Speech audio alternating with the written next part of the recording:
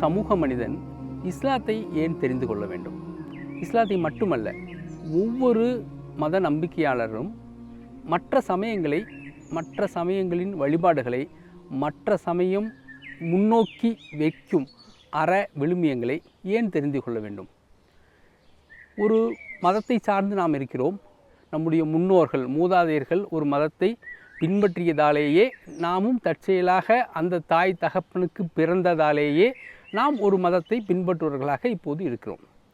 இது நம்முடைய தேடல் அல்ல, நமக்கு தானாக வாய்த்த ஒரு வாய்ப்பு. இந்த வாய்ப்பு நமக்கு கிடைத்ததாலேயே இந்த மதத்தில் இருந்து கொண்டிருக்கிறோம்.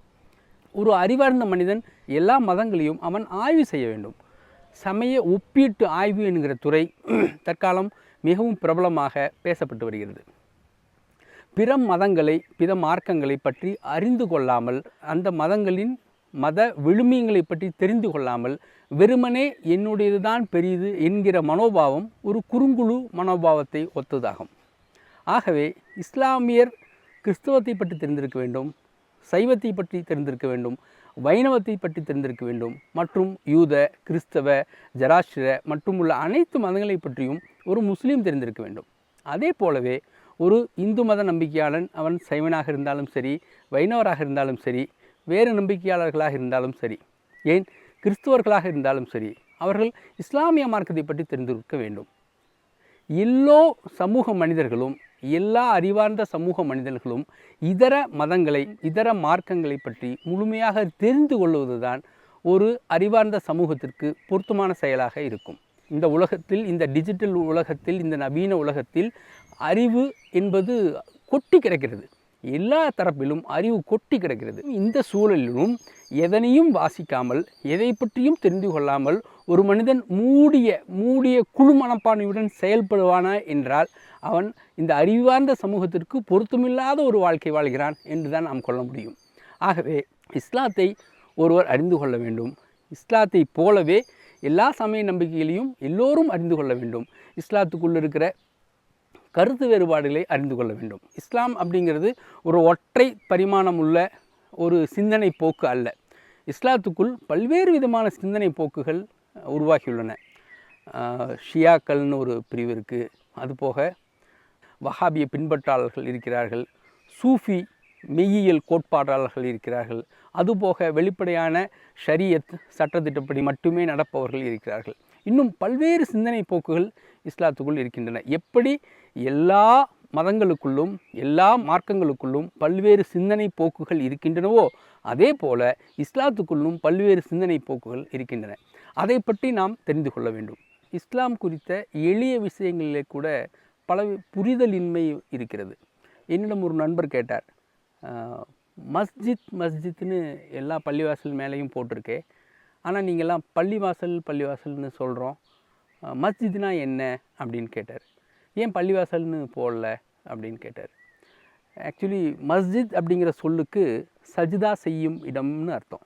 சஜிதா செய்யும் இடம் என்றால் சிரவணக்கம் செய்யும் இடம்னு அர்த்தம். அது அரபு சொல். மஸ்ஜித் சஜிதா செய்யும் இடம், சிரவணக்கம் செய்யும் இடம். இதுதான் தொழுகை பள்ளின்னு தமிழில் நம்ம புழக்கத்தில் பேசிகிட்டு இருக்கோம். ஸோ தொழுகை பள்ளி தான் மஸ்ஜித். ஆனால் இதை கேட்பதற்கு ஒரு தயக்கமும், கேட்டால் தவறாக நினைத்து கொள்வார்களோ என்கிற பதட்டமும் உள்ள ஒரு சூழல் உருவாகியுள்ளது. அதே போல் தான் இன்னொரு நண்பர் கேட்டார், எங்களெல்லாம் நீங்கள் காஃபிர்னு சொல்கிறீங்களே அப்படின்னு கேட்டார். இதுவும் ஒரு அவதூறு பிரச்சாரம். எளிய விஷயம் இது. காஃபிர் அப்படிங்கிற சொல்லுக்கு இறை மறுப்பாளன் என்று பெயர். அது ஒரு கெட்ட சொல்லோ, பழி சொல்லோ, அவச்சொல்லோ கிடையாது. காஃபிர் என்ற சொல்லுக்கு அவருடைய நம்பிக்கை இறை நம்பிக்கை இல்லாத மனிதர் என்று பொருள், அவ்வளவுதான். இப்போ நம்ம தமிழ்லேயே நாத்திகர்கள் என்று சொல்கிறோம், இறை மறுப்பாளர் என்று சொல்கிறோம். இன்னும் இறை மறுப்பாளர் நான் என்று சொல்லி பிரகடனப்படுத்தி கொள்வதில் பெருமிதமும் கொள்கிறோம். ஸோ இது பெருமிதம் கொள்ளும் விஷயமும் அல்ல, பழிச்சொல்லும் அல்ல. அது ஒரு நிலைப்பாடு, அவ்வளவுதான். இன்றைய நாத்திகன் நாளைய நம்பிக்கையாளனாக மாறலாம். அதே போல் நோன்பு வச்சா நீங்கள் பகலில் சாப்பிட மாட்டீங்க, ஆனால் நைட்டில் செம்மக்கட்டு கட்டிடுவீங்க இல்லையா அப்படின்னு ஒரு நண்பர் கேட்டார். ஒரு மனிதன் அவன் வயிறில் என்ன கொள்ளுமோ அவ்வளோதான் சாப்பிட முடியும். அது ஒரு முறை சாப்பிட்டாலும் சரி, கண்டினியூஸாக சாப்பிட்டாலும் சரி. ஒவ்வொரு மனிதனும், ஒவ்வொரு படைப்பும் வாழ்க்கையில் போதும்னு சொல்கிற ஒரே விஷயம் உணவு தான். ஏன்னா வயிறு ரொம்பின பிறகு சாப்பிட முடியாது. ஆகவே மாலை நேரம் ஒரு கஞ்சி கொடுத்து நோன்பு திறப்போம். அதுக்கு பிறகு அவங்கவுங்க பழக்கப்படி டீயோ காஃபியோ பாலோ சாப்பிடுவாங்க.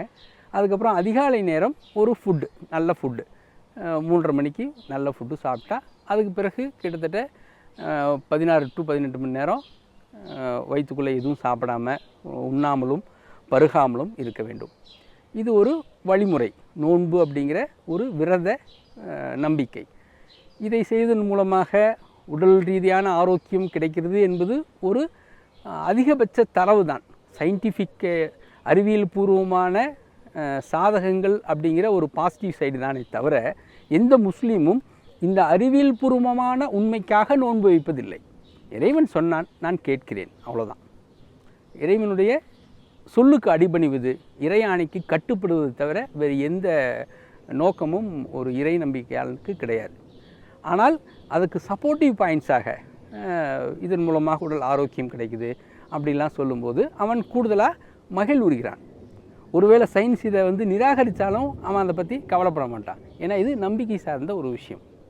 இது போன்ற வகுப்புகளில் கலந்து கொள்வதும் இது போன்ற தேடல் மூலமாக பிற சமயத்துடைய ஆதாரமான விஷயங்களை தேடுவதன் மூலமாகவும் அந்த மத நம்பிக்கையின் அந்த மதத்தின் விழுமியங்களையும் அறநெறிகளையும் அறிந்து கொள்ளக்கூடிய ஒரு வாய்ப்பு கிடைக்கும்.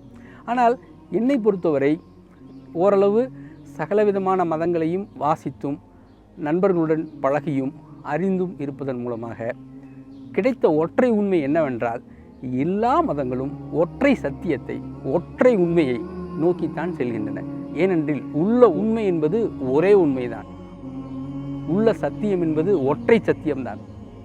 அந்த ஒற்றை சத்தியத்தை நோக்கியே எல்லா மதங்களும் பயணிக்கின்றன. இடையில் பாதைகள் வெவ்வேறாக இருக்கலாம், பயணங்கள் வெவ்வேறாக இருக்கலாம். சென்று சேருமிடம் ஒற்றை உண்மை ஏகத்துவமாகவே இருக்கிறது.